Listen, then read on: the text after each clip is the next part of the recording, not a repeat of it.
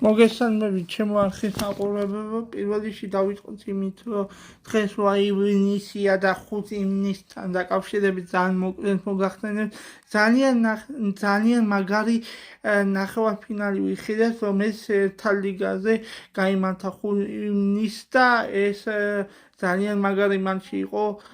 ეს ესპანეთი და საფრანგეთი, რომელიც საერთო ჯამში ესპანეთი აქტიურობდა პირველ ტაიმში ბურთის ფლობისას და საერთო ჯამში თამაშს აკონტროლებდა სრული ამ სიტყვის მნიშვნელობით. უკვე ძალიან მაგარი გადაწყვეტილი იყო უკვე ამ მატჩის ბედი, თითქოს ასე მეგონა, მაგრამ ეს ასე არ მოხდა. ჩემო არხის მაყურებლებო, სადღაც 50 წუთზე უკვე 3-0 იყო, 52 წუთზე უკვე 4-0 იყო და პრინციპში ესპანეთმა თითქოს გადაწყვეტილი იყო თამაშის ბედი და მატჩის ბედი, რომ მოგებული ქონდა ეს მატჩი, მაგრამ ეს ასე არ მოხდა.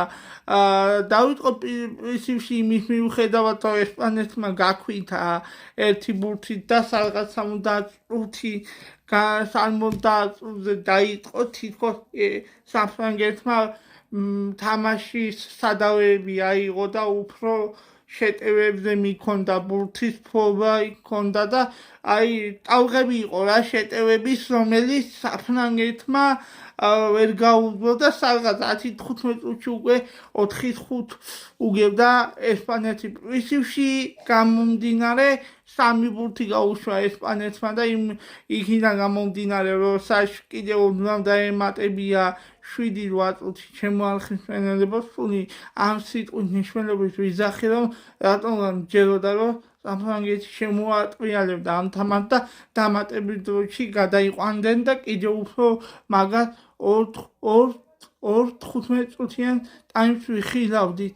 ეხლა კი რა შეეხება ჩემო არხის მშენებლობა, საქართველოს კაბო-ვერდე თბილისის დროი რამა შენგელია სახელობის სტადიონზე, რომელიც პირველი არხის შემოგთავაზებს ჩვენ საზოგადო პირველი არხის შემოგთავაზებს და პრინციპში რა შეეხება დღეს კიდევ მთავარი.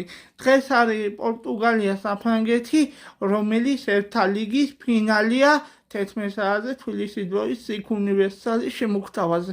ჩემო არხის მაყურებლებო, პრინციპში ეჭვიან მეპარება ძალიან მაგარი მატჩი გამოდგება აქან და ძალიან დრამატული მატჩიც იქნება, დაძაბული მატჩი შეიძლება ვიხილოთ, მაგრამ გოლები იქნება ჩემო არხის მშენებლებო.